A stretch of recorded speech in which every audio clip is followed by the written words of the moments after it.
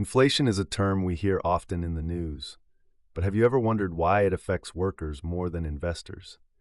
Today, let's delve into the intricacies of this economic phenomenon and uncover its unequal effects. Inflation refers to the general increase in prices of goods and services over time, leading to the devaluation of money. While it impacts everyone, the burden falls disproportionately on workers.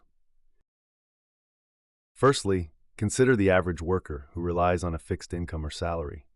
When inflation spikes, the cost of living rises, yet wages often lag behind.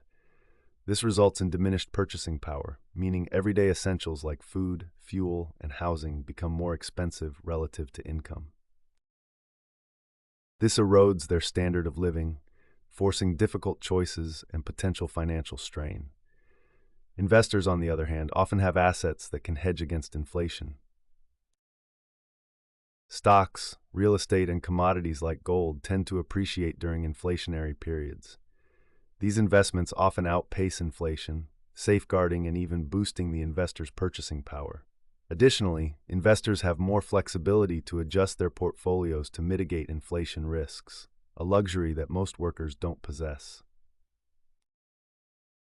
Moreover, inflation can erode savings. Workers often keep money in savings accounts with low interest rates that may not keep up with inflation, effectively reducing their future purchasing power. Investors, however, have access to inflation-protected securities, which maintain value in real terms. Furthermore, inflation can spur central banks to raise interest rates to curb economic overheating.